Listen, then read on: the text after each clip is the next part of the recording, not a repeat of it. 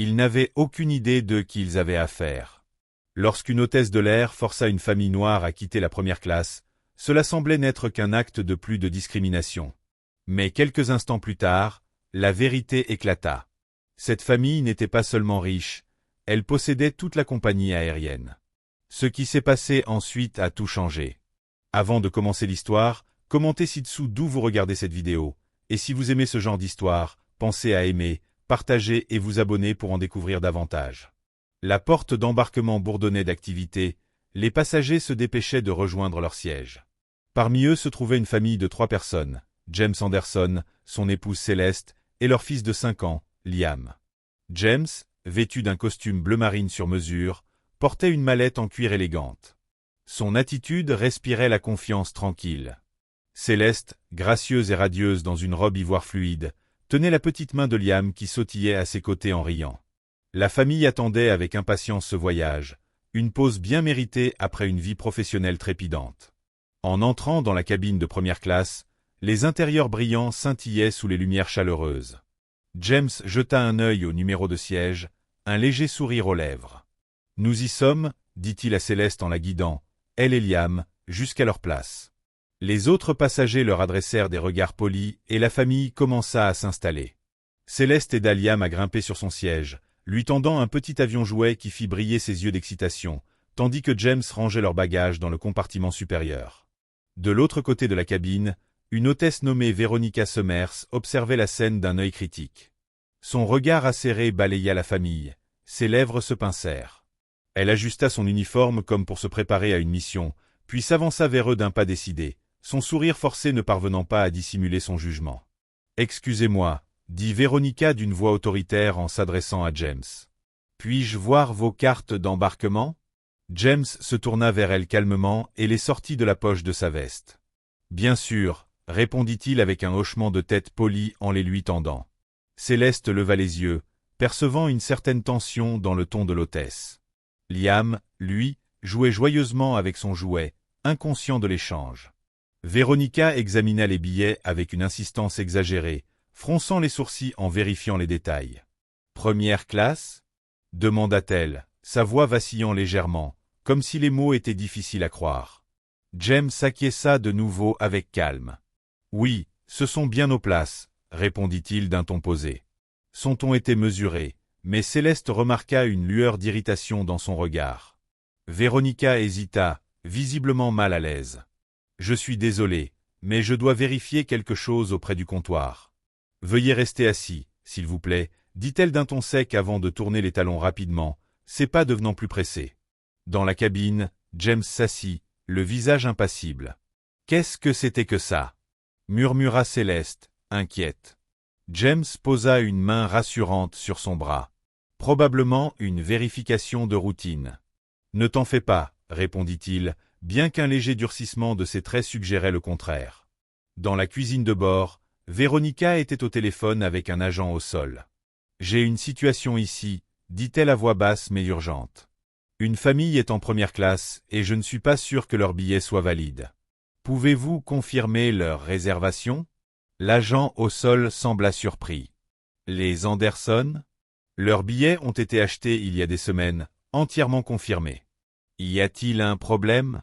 Veronica hésita, tentant de dissimuler son irritation. « Non, aucun problème », marmonna-t-elle avant de raccrocher abruptement. Mais au lieu de revenir vers la famille avec des excuses, son visage se durcit. Elle redressa la posture, prit une grande inspiration et retourna dans la cabine. En arrivant à nouveau près des Anderson, elle déclara d'un ton plus sec. « Je suis désolé, mais je vais devoir vous demander de vous lever. Il semble y avoir une erreur concernant votre réservation. » Les sourcils de Céleste se froncèrent. Elle échangea un regard avec James, tandis que Liam, perturbé, leva les yeux de son jouet.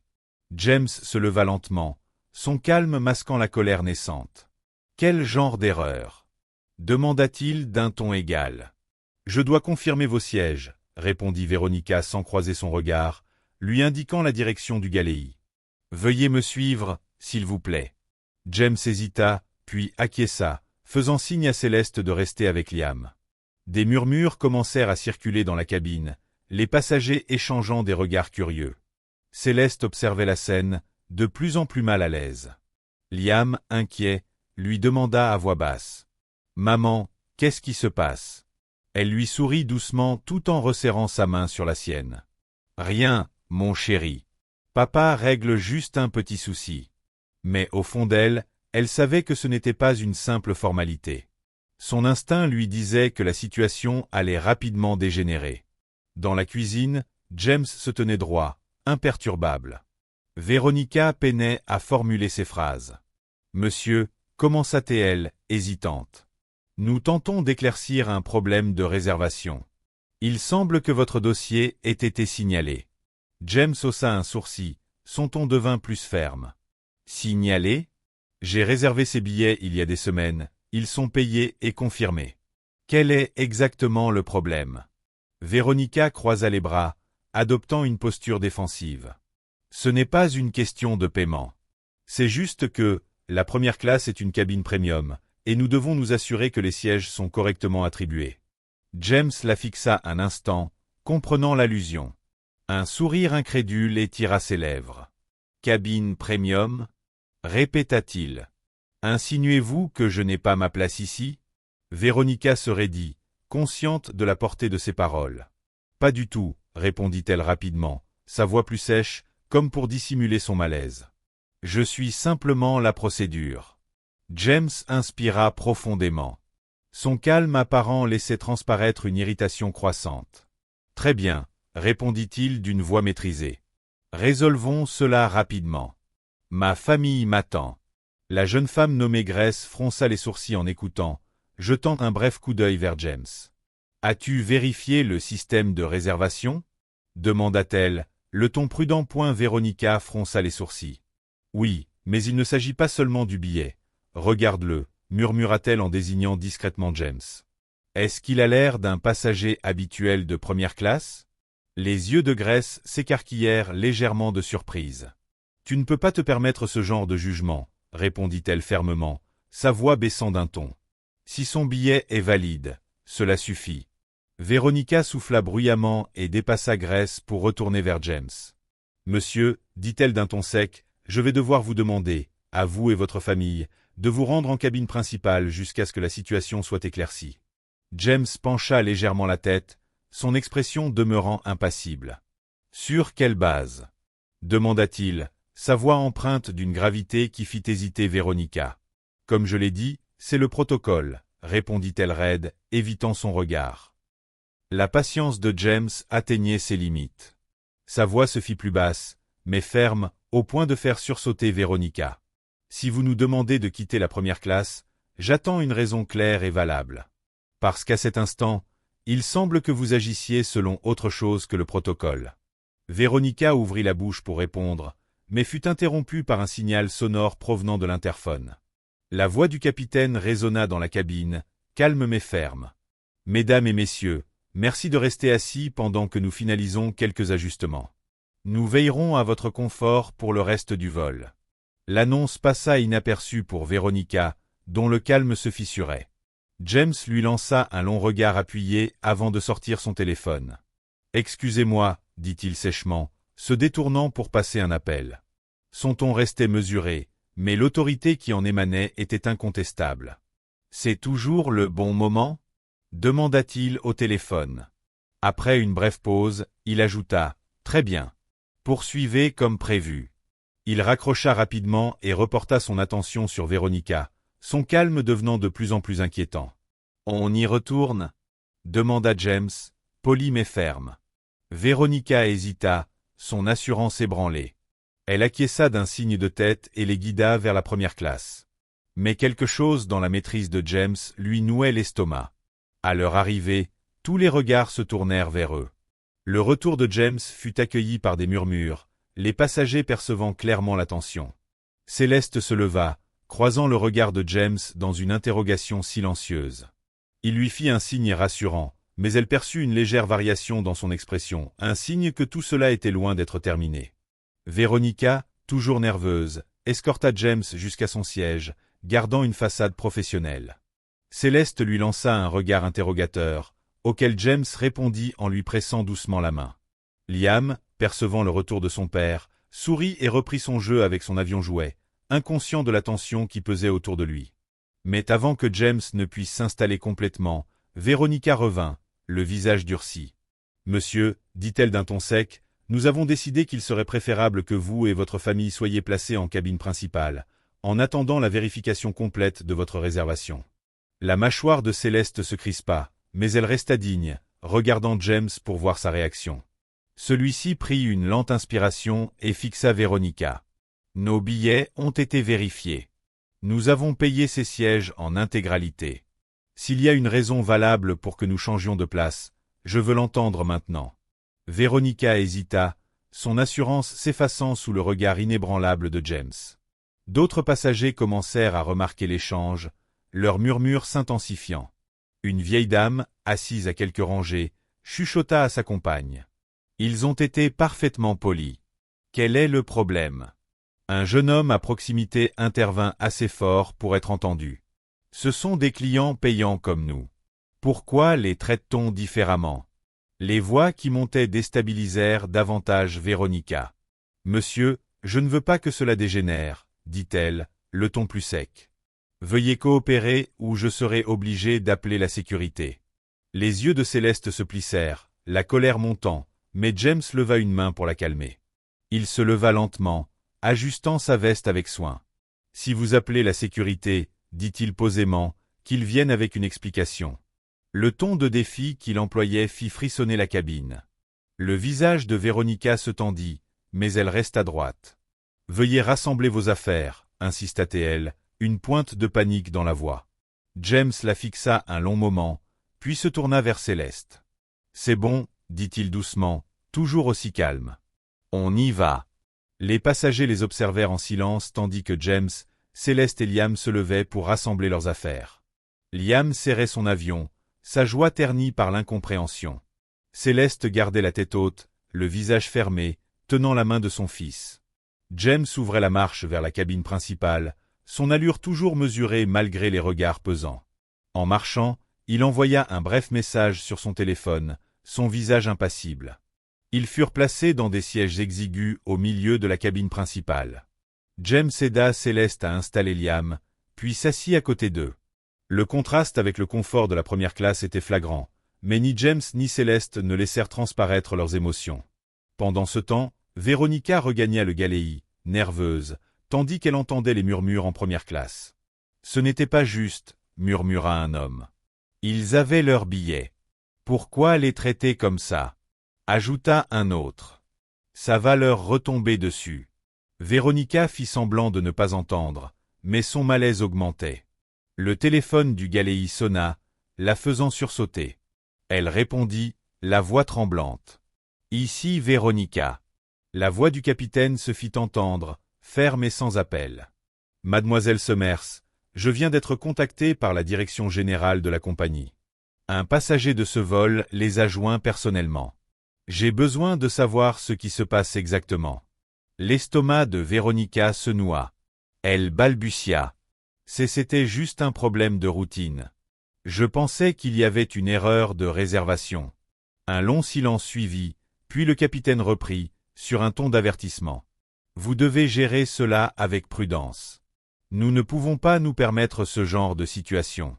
Je vous conseille de faire attention, jusqu'à nouvel ordre. Véronica raccrocha, les mains moites. Elle jeta un regard vers la cabine principale, où James était assis calmement avec sa famille, une intensité tranquille dans le regard qui la fit frémir. Pour la première fois, elle sentit le poids de ses décisions, et le sentiment croissant qu'elle avait gravement sous-estimé l'homme à qui elle avait affaire. « Billet, » dit-il, d'un ton critique. Quel était exactement le problème? Véronica tenta de garder la voix ferme, bien que ses nerfs fussent manifestement à vif. Ce n'est qu'une question de procédure, tout est sous contrôle. L'homme fronça les sourcils, mais n'insista pas davantage, bien que sa désapprobation fût évidente. Véronica retourna précipitamment vers le Galeis, où sa collègue Grace organisait les rafraîchissements. Grace lui lança un regard désapprobateur en lui tendant un plateau de boisson. « Tu dois régler ça, » dit-elle à voix basse. « Cet homme n'est pas un simple passager. Il est resté calme, mais je peux dire qu'il ne va pas laisser passer ça. » Véronica se hérissa. J'ai juste suivi le protocole. Ce n'est pas ma faute si certains ne supportent pas d'être questionnés. Grace posa le plateau avec plus de force que nécessaire, sa patience visiblement à bout. Suivre le protocole ne veut pas dire cibler les gens sur des suppositions. Et maintenant, tu as tourné toute la cabine contre toi. Véronica ouvrit la bouche pour répliquer, mais s'interrompit lorsque le téléphone du Galéi sonna de nouveau. Son estomac se noua tandis qu'elle décrocha. Cette fois, ce n'était pas le capitaine à l'autre bout du fil, mais le bureau exécutif de la compagnie aérienne. Mademoiselle Summers, dit une voix calme mais ferme, nous avons reçu une plainte directe d'un passager de votre vol concernant la gestion d'un problème de siège en première classe. Le souffle de Véronica se coupa. J'ai juste suivi. La voix la coupa sèchement. Gardez vos explications. Vous avez déplacé une famille avec des billets confirmés en première classe. Le passager en question est James Anderson. Je vous suggère de chercher son nom dans le système immédiatement. La main de Véronica trembla alors qu'elle raccrochait. Elle se tourna vers l'ordinateur de service à proximité, ses doigts glissant maladroitement sur le clavier. Quand le profil de James Anderson s'afficha, son cœur se serra. À côté de son nom figurait une désignation spéciale, actionnaire principal de niveau exécutif. La bouche de Véronica s'assécha. Ce n'était pas un simple passager. James Anderson était l'un des propriétaires de la compagnie aérienne. Dans la cabine principale, James observait Véronica sortir du Galéi, le visage pâle, le pas moins assuré. Elle s'approcha de leur rangée avec hésitation, son autorité habituelle visiblement envolée. « Monsieur Anderson » commença-t-elle, la voix basse et tremblante. « Je tiens à m'excuser pour le désagrément. Il semble que j'ai commis une erreur. » James se tourna lentement vers elle, son expression calme mais impénétrable. « Une erreur » répéta-t-il d'un ton neutre. « Vous avez déplacé ma famille de la première classe. Sur quelle base exactement ?» Véronica avala difficilement, ses mots se bloquant. « J'ai mal vérifié votre réservation. Je vous assure que cela ne se reproduira pas. » Céleste lança un regard perçant à Véronica, sa maîtrise se fissurant. « Vous avez humilié ma famille devant toute la cabine. Vous avez fait des suppositions sans aucun fondement. Pensez-vous vraiment qu'une simple excuse suffit ?» Liam leva les yeux vers sa mère, sentant sa colère, et se tortilla mal à l'aise sur son siège. James posa une main apaisante sur le bras de Céleste. « Céleste, dit-il doucement, ne montons pas les choses ici. » Il se tourna de nouveau vers Véronica, son regard perçant. « Je réglerai cela directement avec vos supérieurs, dit-il d'un ton contrôlé mais ferme. Pour l'instant, nous resterons ici. » Véronica acquiesça raide, incertaine sur la réponse à donner. Elle retourna au Galéi, ses pas rapides et chancelants, le poids de son erreur commençant à se faire pleinement sentir. Mais elle ne réalisait pas encore à quel point les conséquences seraient immenses.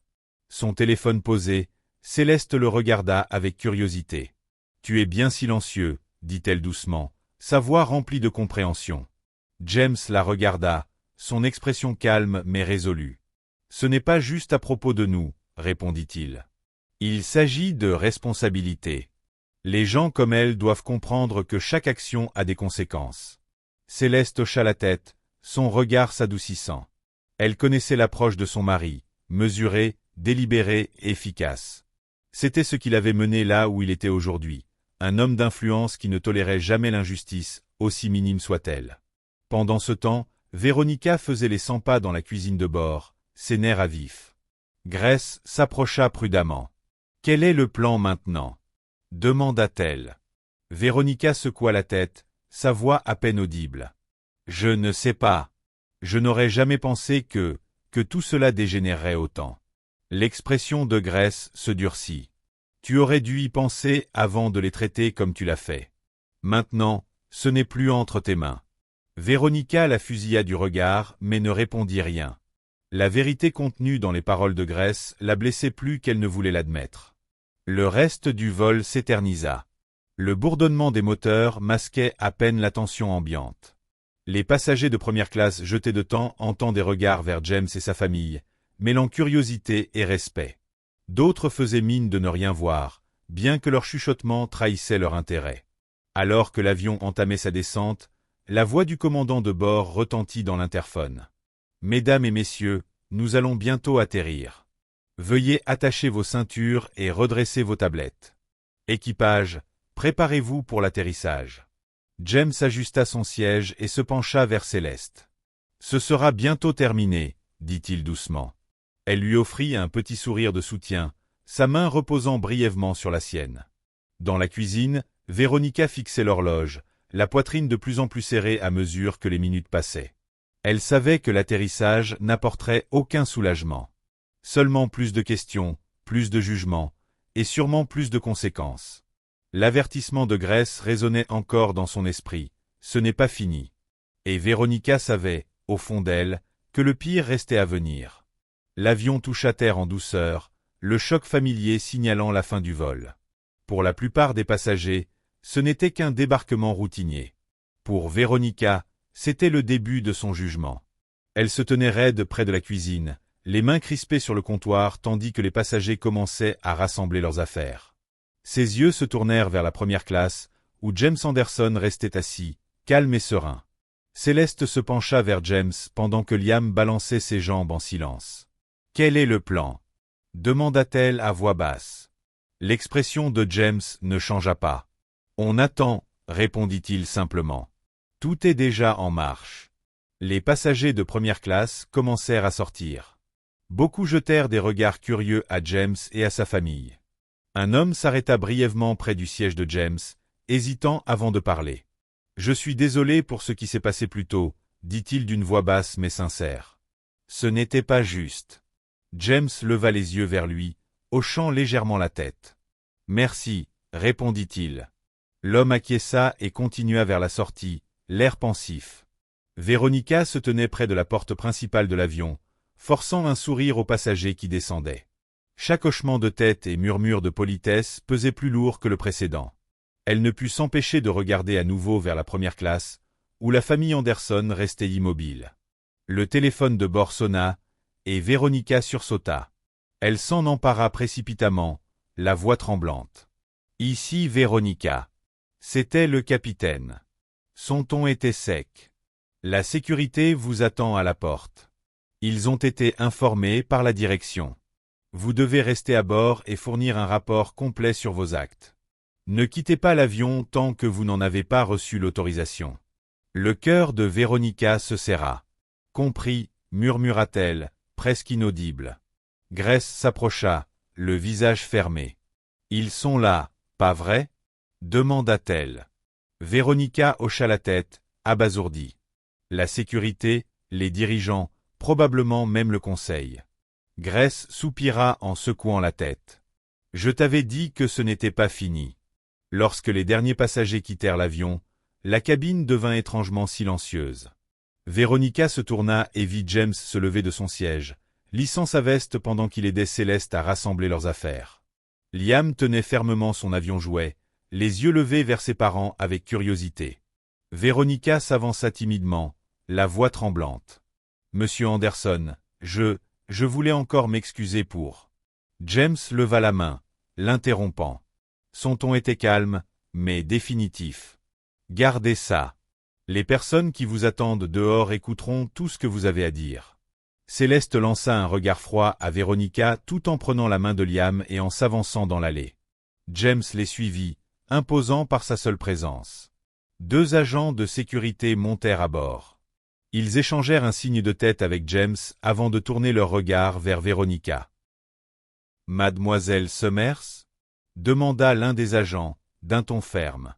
La gorge de Véronica se serra. « Oui, » répondit-elle faiblement. « Nous avons besoin que vous restiez dans l'avion pour être interrogé, » dit l'agent. « Veuillez nous suivre jusqu'à la cuisine. » James s'arrêta un instant à la porte, se tournant vers Véronica.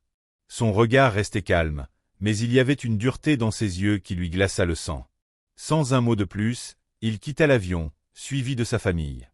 Véronica sentit le poids de ses actes l'écraser complètement. Les agents lui firent signe d'avancer, et elle obéit, les jambes tremblantes. Une vérité brutale la frappa, son avenir ne lui appartenait plus. Dans le terminal, la famille Anderson fut accueillie par 2 dirigeants de la compagnie, costume impeccable, visiblement nerveux. L'un d'eux, un grand homme aux lunettes cerclées d'argent, s'avança. « Monsieur Anderson, dit-il, le ton formel mais désolé. Je suis Richard Hale, vice-président des opérations. Au nom de la compagnie aérienne, je tiens à vous présenter nos plus sincères excuses pour le traitement inacceptable que vous et votre famille avez subi. Nous prenons cette affaire très au sérieux. James s'acquiesça légèrement, son expression impassible.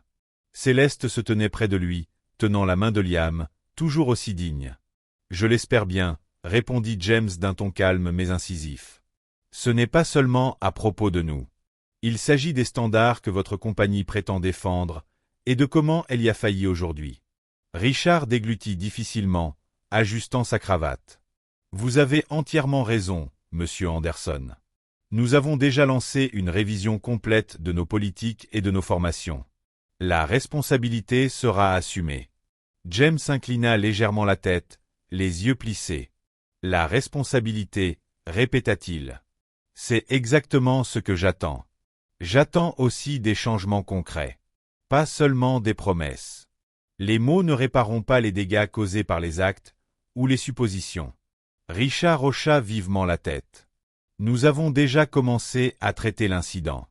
L'hôtesse concernée sera interrogée et tenue pour responsable. Si vous avez un moment, le PDG souhaiterait vous rencontrer personnellement. » James regarda Céleste, qui acquiesça discrètement. « Planifiez la rencontre, dit-il. Je prendrai le temps. Respect et dignité. » Ce qui s'est passé aujourd'hui était tout le contraire. Véronica restait assise, stupéfaite, le poids de leurs paroles s'abattant sur elle. Pour la première fois, elle commençait à saisir pleinement la gravité de ses actes, non seulement pour sa propre carrière, mais aussi pour le tort qu'elle avait causé à la famille Anderson. Son estomac se noua à la pensée du regard calme mais perçant de James, et de la présence silencieuse mais puissante de Céleste. Elle les avait sous-estimés, et maintenant elle faisait face aux conséquences. Pendant ce temps, dans le terminal, les Anderson arrivaient à la zone de récupération des bagages.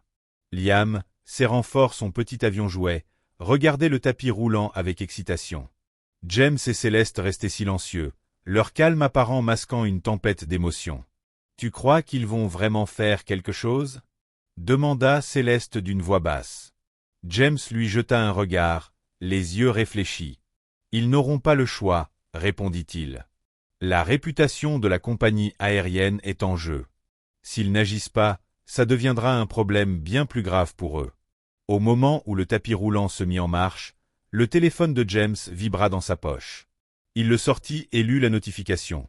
Un message de son équipe juridique lui confirmait que l'incident avait déjà été signalé au conseil d'administration de la compagnie aérienne. Les lèvres de James esquissèrent un léger sourire alors qu'il rangeait son téléphone. « Ils vont agir, » dit-il simplement, avec une confiance tranquille. « Et s'ils ne le font pas, je m'assurerai qu'ils le regrettent. » La famille récupéra ses bagages et se dirigea vers la sortie, leurs pas fermes et décidés. Derrière eux, des murmures de passagers ayant été témoins de l'incident se faisaient entendre, certains exprimaient de la sympathie, d'autres de l'indignation. Mais une chose était certaine, les événements de ce vol ne seraient pas oubliés de sitôt.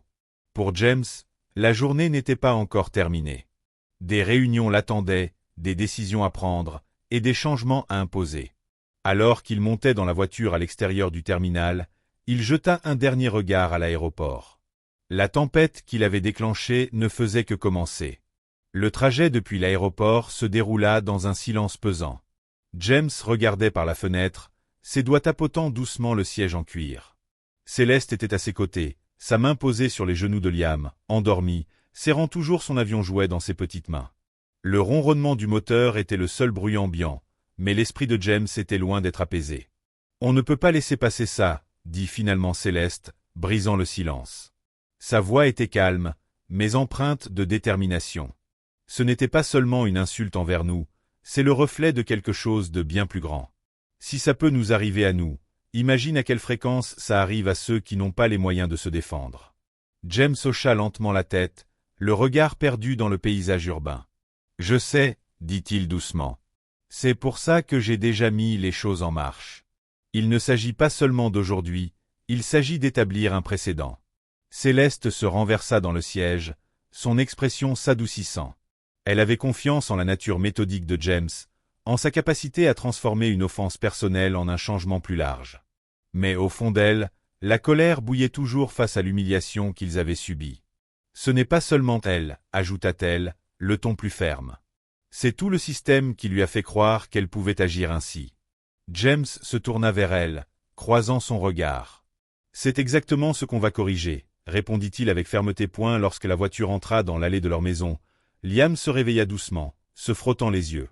Céleste le prit dans ses bras et l'emmena à l'intérieur, tandis que James resta un moment dans la voiture. Il sortit son téléphone et relut les messages de son équipe juridique. Une confirmation indiquait que le conseil d'administration avait bien été notifié de l'incident, accompagné d'un communiqué officiel du service Relations publiques exprimant des regrets et promettant des mesures immédiates. Mais James ne s'intéressait pas à des mots creux ou à des tentatives superficielles de contrôle des dommages. Il rédigea rapidement un email, adressé au PDG de la compagnie aérienne et en copie au conseil d'administration. Le ton était professionnel, mais ferme. Le traitement que ma famille et moi avons subi à bord du vol 237 aujourd'hui est inacceptable et reflète des problèmes profonds au sein de votre entreprise. Il ne s'agit pas du comportement isolé d'un employé, mais de la culture qui permet à ce comportement d'exister.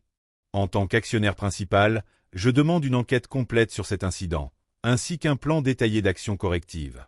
Cela inclut la mise en place d'une formation obligatoire sur les préjugés et la sensibilité culturelle pour tous les employés, l'instauration de mesures de responsabilité renforcées et un engagement public envers le respect et l'équité pour chaque passager.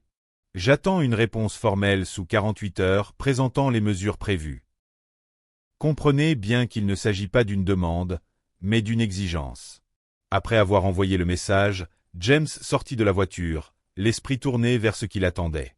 Dans la maison, Céleste était en train de border Liam. Lorsqu'elle rejoignit James dans le salon, elle le trouva assis à son bureau, déjà plongé dans des documents sur son ordinateur portable. « Tu crois qu'ils vont t'écouter » demanda-t-elle en s'asseyant en face de lui. « Ils n'auront pas le choix » répondit James sans lever les yeux. « Ce n'est pas juste une question d'image. C'est une question de responsabilité. Et je vais m'assurer qu'ils le comprennent. » Pendant ce temps, à l'aéroport, Véronica était assise dans une salle de conférence austère. Ses nerfs étaient à vif, ses pensées s'emballaient. Elle avait été escortée là après l'interrogatoire des agents de sécurité. À présent, elle attendait l'arrivée de l'équipe d'examen interne de la compagnie aérienne. La pièce était froide et silencieuse, hormis le tic-tac d'une horloge au mur. Quand la porte s'ouvrit enfin, 3 personnes entrèrent, un homme en costume gris, une femme aux traits marqués tenant un clipoar, et un jeune homme avec un ordinateur portable. Ils s'assirent en face de Véronica, leur expression neutre mais leur présence imposante. « Mademoiselle Summers » commença la femme d'un ton sec. « Nous avons été chargés de mener une enquête préliminaire sur l'incident survenu à bord du vol 237. Ce n'est pas une audience officielle, mais nous allons documenter votre version des faits en détail. Avez-vous compris » Véronica hocha la tête, raide, la gorge nouée. « Oui. » L'homme en costume gris ajusta ses lunettes et se pencha vers elle. Commençons par une question simple. Qu'est-ce qui vous a poussé à retirer M. Anderson et sa famille de leur siège en première classe? Véronica hésita, cherchant les mots justes. Je pensais qu'il y avait une erreur, dit-elle faiblement. Je croyais que leur billet n'était peut-être pas valide. Le jeune homme tapa quelque chose sur son ordinateur, le son des touches résonnant dans la pièce silencieuse. La femme haussa un sourcil. « Vous pensiez » répéta-t-elle. « Sur quoi vous êtes-vous basé exactement » Le visage de Véronica rougit. « Il ne ressemblait pas à des passagers de première classe, admit-elle, sa voix à peine audible. » Un silence pesant s'installa. Ces mots flottaient dans l'air, lourds de sens. La femme échangea un regard avec ses collègues avant de reprendre. « Mademoiselle Summers, comprenez-vous à quel point cette déclaration est problématique? Les passagers de première classe ne sont pas définis par leur apparence. » Véronica hocha rapidement la tête, les paumes moites. « Je m'en rends compte maintenant, » dit-elle en tremblant. « J'ai fait une erreur.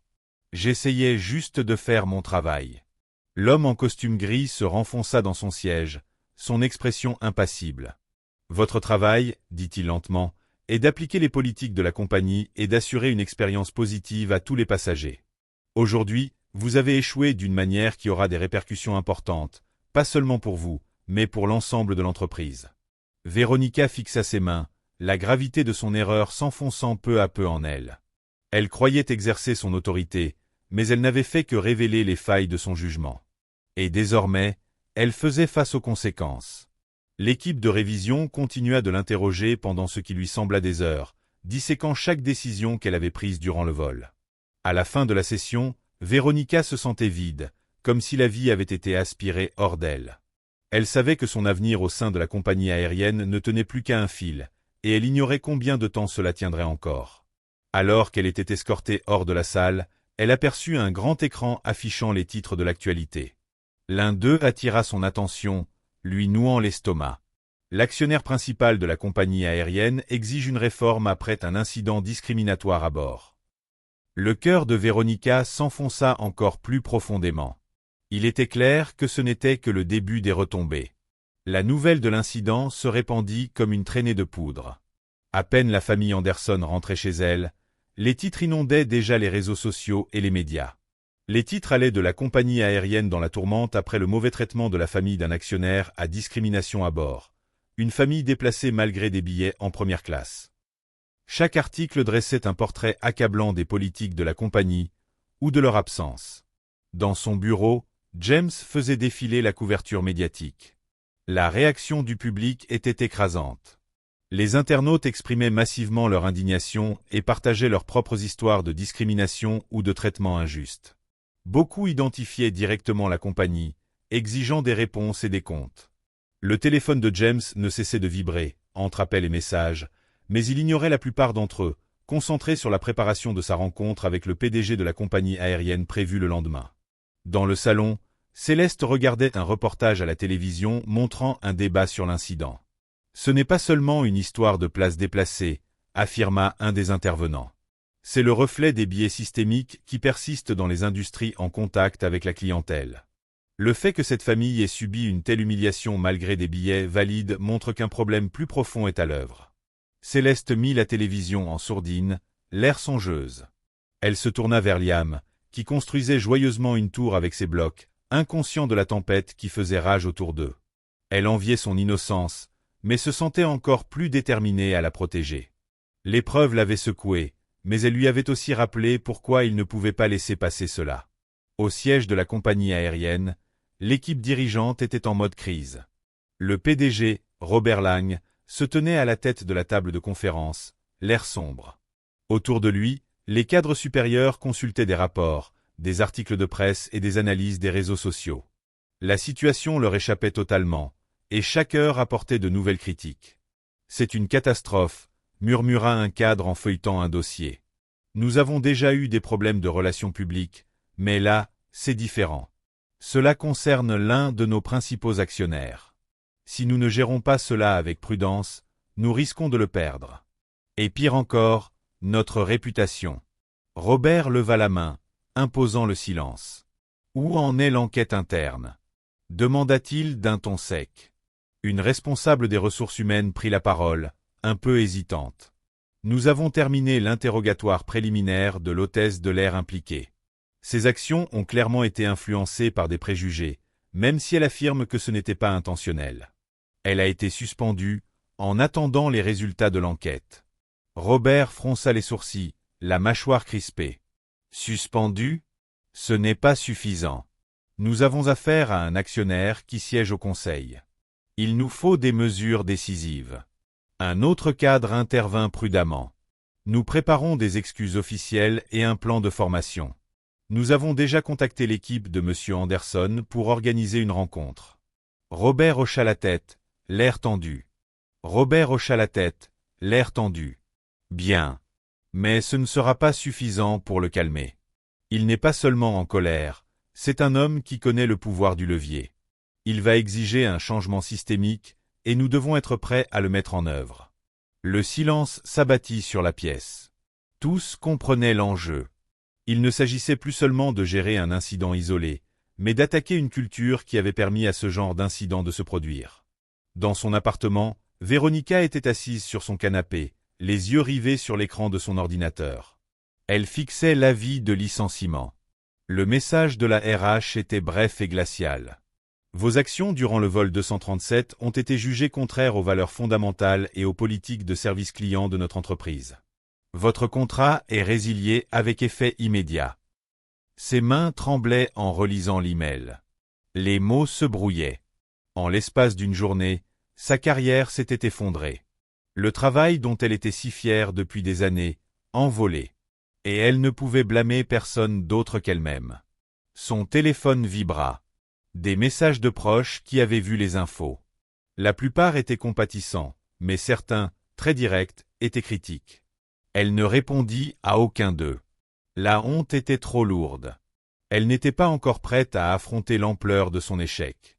Elle alluma la télévision, espérant une distraction, mais tomba sur un journal télévisé abordant l'incident. Les mots la frappèrent comme une gifle. La gestion de cette situation par la compagnie aérienne suscite l'indignation, notamment en raison du caractère racial évident des actions de l'hôtesse de l'air. Cela nous rappelle cruellement que les biais inconscients ont des conséquences réelles et destructrices. Véronica éteignit l'écran, enfouissant son visage entre ses mains. Elle pensait l'avoir simplement suivi le protocole, mais la vérité lui apparaissait maintenant avec violence. Ses préjugés avaient obscurci son jugement, et son impulsivité avait blessé non seulement les Anderson, mais aussi l'image de l'entreprise qu'elle aimait autrefois. Pour la première fois, elle ressentit le poids réel de ses actes. Pas seulement la perte de son emploi, mais les dommages qu'elle avait causés à autrui. Elle prit son ordinateur portable, hésita un moment, puis rédigea un email adressé à la famille Anderson. « Cher M et Madame Anderson, je vous écris pour vous présenter mes excuses les plus sincères pour mes actions lors du vol 237. Je comprends maintenant à quel point mes préjugés ont influencé mes décisions, et je regrette profondément la douleur et l'humiliation que j'ai causées à votre famille. Mes actes sont inexcusables, et j'en assume l'entière responsabilité. » Elle s'arrêta un instant, les doigts suspendus au-dessus du clavier. Elle ne s'attendait pas à être pardonnée, mais elle voulait exprimer ses regrets. Une fois le message terminé, elle appuya sur « Envoyer » et resta là, fixant l'écran. Un petit pas, mais c'était tout ce qu'elle pouvait faire. La nuit tombait. James était dans son bureau, relisant le projet de plan de réforme proposé par la compagnie. C'était complet, avec des formations obligatoires, des mesures de responsabilisation et un engagement envers une culture plus inclusive. C'était un pas dans la bonne direction, mais James savait qu'il fallait plus que des mots pour provoquer un vrai changement. Céleste entra avec une tasse de thé. « C'est ce que tu voulais ?» demanda-t-elle, désignant les documents. James leva les yeux, pensif. « C'est un début. Mais ce n'est pas suffisant. Pas encore. » Il posa les papiers, prit la tasse de ses mains et la regarda tendrement. Ce n'est pas juste une question de punir une personne. Il faut s'assurer que plus jamais personne ne vive ce qu'on a vécu. Céleste hocha la tête, posant une main sur son épaule. Alors assurons-nous qu'ils tiennent leurs promesses. James esquissa un faible sourire, la détermination dans son regard intact.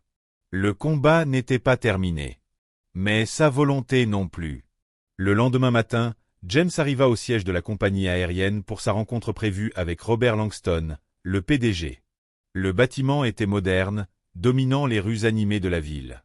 Une assistante professionnelle l'accueillit dans le hall, respectueuse mais visiblement nerveuse. « Monsieur Anderson » dit-elle avec une légère révérence. Sa tête s'inclina légèrement. « Monsieur Langston vous attend. »« Par ici. » James la suivit à travers les couloirs brillamment polis, ses pas mesurés et délibérés. Les employés qu'ils croisèrent échangèrent des regards furtifs, conscients de qui il était et pourquoi il était là. Lorsqu'ils atteignirent la salle de conférence des cadres, l'assistante ouvrit la porte et lui fit signe d'entrer. Robert Langston se leva pour accueillir James, lui tendant la main. « Monsieur Anderson, merci d'avoir pris le temps de nous rencontrer. Nous regrettons profondément les circonstances qui nous amènent ici. » James accepta la poignée de main, son expression calme mais ferme. « Allons droit au but, » répondit-il en prenant place. « Les regrets n'ont de valeur que s'ils sont suivis d'action. » Robert acquiesça, son visage se durcissant. « Je suis entièrement d'accord. Permettez-moi de vous exposer les mesures déjà prises. » Il désigna un grand écran sur le mur affichant une présentation détaillée. « Notre réponse comprend plusieurs mesures immédiates, » commença Robert. Premièrement, l'hôtesse de l'air impliquée a été licenciée. Nous avons également lancé une formation obligatoire sur la sensibilité et les préjugés pour tous les employés, en commençant par ceux en contact avec la clientèle. De plus, nous mettons en place un cadre de responsabilité plus strict pour traiter et prévenir de futurs incidents de ce type. James écouta sans l'interrompre, ses yeux balayant les diapositives. Les changements proposés étaient complets, mais il n'était pas prêt à les accepter sans preuve. Quand Robert eut terminé, James se pencha en avant, les mains jointes. « C'est un pas dans la bonne direction, » dit James. Mais ne faisons pas semblant de croire qu'un licenciement et quelques formations suffisent à régler le problème de fond. Il ne s'agit pas d'un simple incident. Il s'agit de la culture de votre organisation. Cela demande bien plus que des politiques. Cela exige un changement constant et mesurable. Robert parut mal à l'aise mais hocha la tête. Vous avez entièrement raison. Nous nous engageons à aller au-delà des ajustements de surface. James tapa doucement sur la table, son ton ferme. Je veux des rapports de progrès mensuels sur la mise en œuvre de ces changements. Je veux voir des données, des retours d'employés, des tendances d'incidents et des améliorations mesurables. Et je veux une évaluation indépendante menée par un organisme extérieur, pas par votre propre équipe. Robert hésita un instant, puis acquiesça. Nous pouvons organiser cela. Autre chose? Le regard de James se durcit légèrement. Oui. Je veux également des excuses publiques, pas seulement à ma famille, mais à chaque passager ayant vécu de la discrimination à bord de vos avions. Ce n'est pas juste une affaire personnelle. C'est une question d'exemple. L'expression de Robert se crispa, mais il ne contesta pas. Compris. Nous publierons une déclaration officielle aujourd'hui. James s'adossa, son attitude calme mais autoritaire. Très bien. Je vais suivre cela de près, Monsieur Langston. Ne confondez pas ma coopération avec de la complaisance. La tension dans la pièce était palpable alors que Robert hochait la tête une fois de plus. Nous ne vous décevrons pas, dit-il doucement. En quittant le siège de la compagnie, le téléphone de James vibra. Les réseaux sociaux bouillonnaient encore des discussions autour de l'incident, avec des hashtags comme hashtag responsabilité aérienne et hashtag préjugés en vol en tendance mondiale. James parcourut rapidement les publications, notant le soutien massif, mais aussi les appels à des changements plus profonds. Ce n'était plus seulement une affaire de famille. C'était devenu un point de départ pour une conversation bien plus large. À la maison, Céleste était assise à la table de la cuisine, son ordinateur portable ouvert. Elle lisait un email de l'équipe de relations publiques de la compagnie aérienne. Le message détaillait leur déclaration publique à venir, incluant des excuses et un engagement à aborder les problèmes soulevés. Céleste transféra l'email à James avec une simple note. « Qu'en penses-tu » James le lut en entrant dans la maison, posant son sac. Il répondit par un seul mot. « Adéquate ». Céleste leva les yeux de l'écran, un sourire moqueur aux lèvres. « Adéquate ? C'est un compliment rare venant de toi. » James rit, s'appuyant contre le comptoir. « C'est un début, dit-il. Mais il reste encore beaucoup à faire. » Céleste hocha la tête, son expression songeuse. « Tu crois qu'ils vont vraiment agir? Ou c'est juste du contrôle de dégâts ?» Les yeux de James se plissèrent légèrement. S'ils ne tiennent pas leurs promesses, ils le regretteront. Chez la compagnie, les répercussions de l'incident se faisaient déjà sentir. Des employés se rassemblaient dans les salles de repos, murmurant à propos des changements annoncés. Certains étaient soulagés, accueillant positivement cette nouvelle attention sur les billets et la responsabilité. D'autres restaient sceptiques, doutant qu'une entreprise de cette taille puisse changer de culture aussi rapidement. Véronica, quant à elle, restait introuvable. Son licenciement faisait l'objet de conversations discrètes parmi ses anciens collègues, dont beaucoup étaient choqués par la rapidité de l'escalade.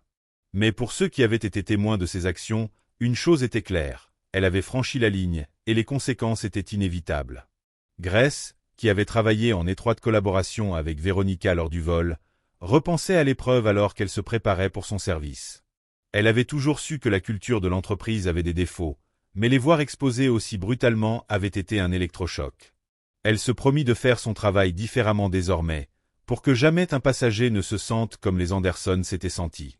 Ce soir-là, alors que James et Céleste se préparaient pour se coucher, Liam passa la tête dans leur chambre, son avion jouet à la main. « Maman, papa » demanda-t-il d'une petite voix.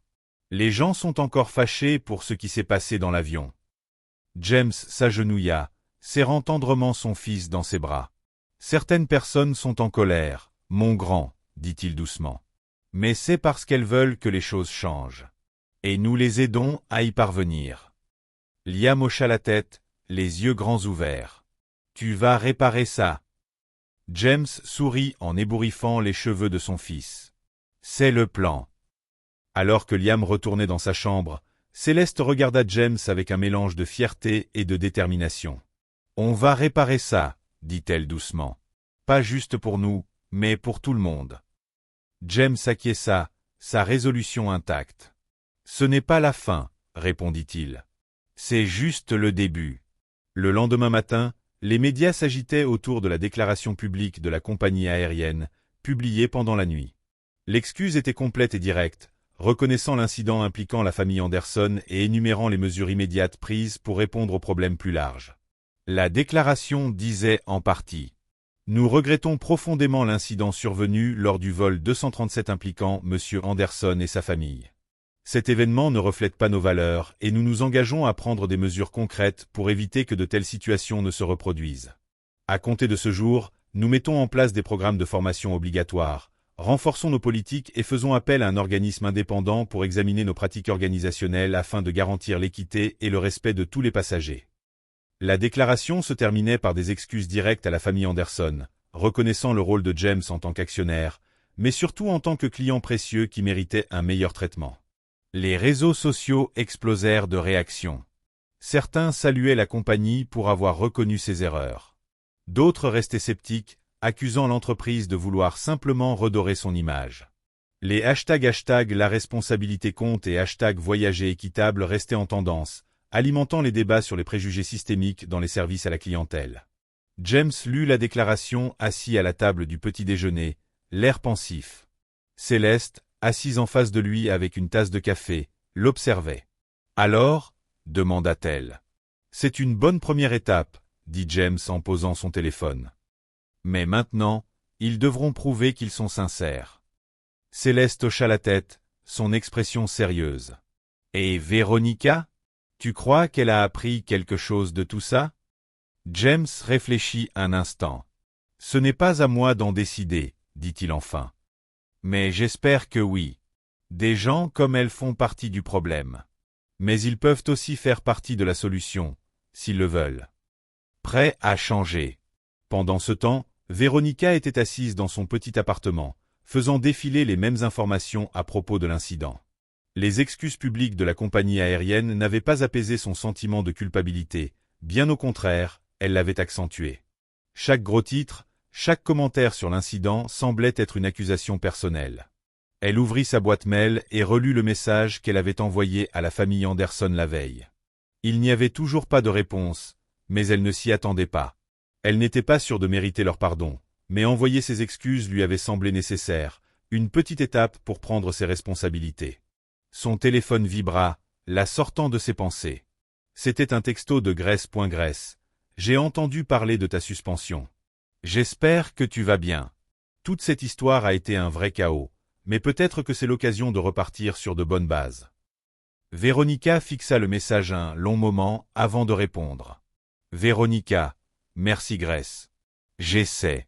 J'ai beaucoup de choses à réfléchir. » La réponse de Grace arriva rapidement. « Grace, si tu veux en parler, je suis là. Nous avons tous fait des erreurs, c'est la façon dont nous en tirons des leçons qui comptent. » Véronica posa le téléphone. Ses pensées tourbillonnaient. Les mots de Grace la marquaient, c'est la façon dont nous en tirons des leçons qui comptent. Elle ne savait pas encore quelle serait sa prochaine étape, mais elle savait qu'elle ne pouvait pas redevenir celle qu'elle était avant. Le changement devait commencer quelque part, et ce quelque part devait être elle-même. Au siège social de la compagnie aérienne, Robert Langston se tenait devant le conseil d'administration, présentant le plan de réforme de la compagnie. James était assis au bout de la table, sa présence imposante même dans le silence. « Membres du conseil, Monsieur Anderson, je tiens à vous faire savoir que certains d'entre nous au conseil vous soutiennent pleinement.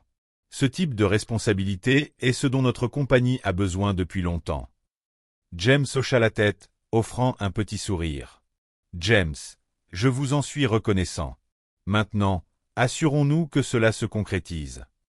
Plus tard dans la journée, alors que James rentrait chez lui, il trouva Céleste dans le jardin, observant Liam jouer avec un avion en plastique. Le garçon courait en riant en imitant le bruit d'un moteur. James se posta à ses côtés, passant un bras autour de sa taille. « James, la réunion s'est bien passée. » Céleste sourit. « Céleste, je suis contente.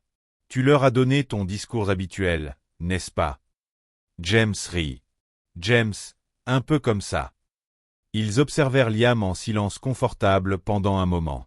Finalement, Céleste prit la parole, sa voix douce. « Céleste, penses-tu qu'on finira par ne plus avoir à mener ces batailles ?» James soupira, l'expression pensive. « James, probablement pas, mais chaque bataille nous rapproche de quelque chose de mieux.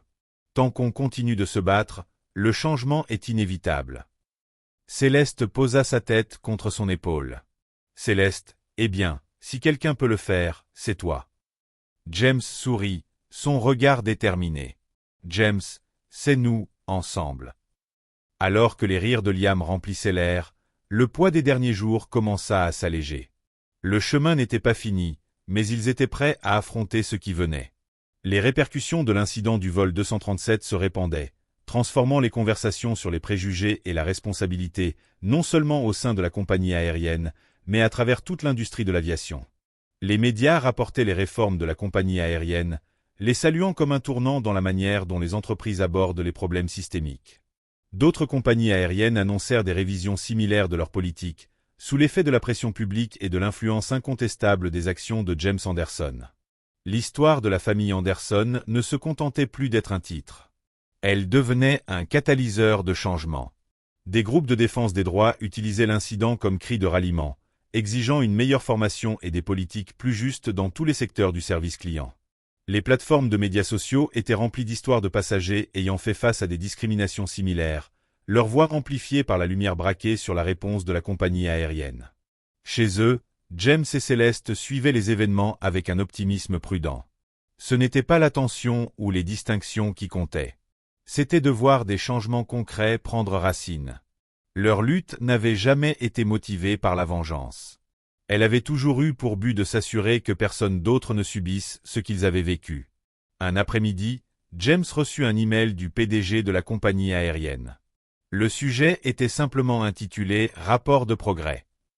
Le message détaillait les premiers résultats des réformes. Des programmes de formation obligatoires avaient été lancés, avec plus de 80% des employés ayant complété la première phase. Un examen par une tierce partie avait commencé, et les premiers résultats mettaient en lumière des domaines améliorés. Il y avait aussi une note personnelle de Robert Langston à la fin. « Robert, merci de nous avoir tenus responsables. Votre insistance à faire ce qui est juste a rendu notre compagnie meilleure, et nous n'avons pas fini. » James transmit l'email à Céleste, ajoutant sa propre note. James, étape interminée.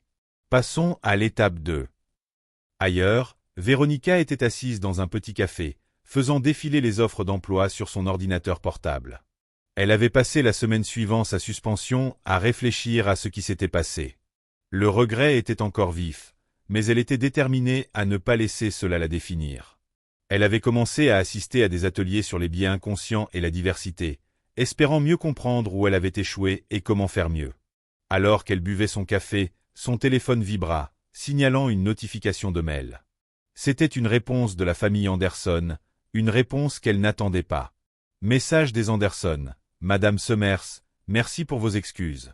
Bien que nous ne puissions pas annuler ce qui s'est passé, nous apprécions que vous reconnaissiez le tort causé. La croissance commence par la responsabilité, et nous espérons que vous continuerez dans cette voie. Véronica fixa l'email, une boule se formant dans sa gorge. Ce n'était pas le pardon, mais c'était un début. Elle ferma son ordinateur portable, sa détermination se renforçant.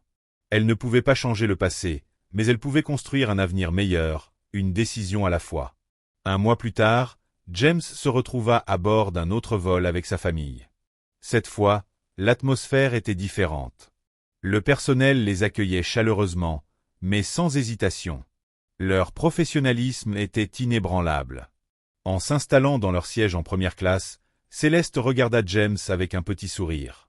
Céleste, tu penses qu'ils savent qui tu es? James rit en secouant la tête. James, peu importe s'ils savent. Ce qui compte, c'est qu'ils traitent tout le monde de la manière dont ils devraient. Alors que l'avion roulait sur la piste, Liam se pencha en avant, tenant son avion en plastique. Liam, on vole encore, papa. Son visage s'illumina d'excitation. James, oui, on vole.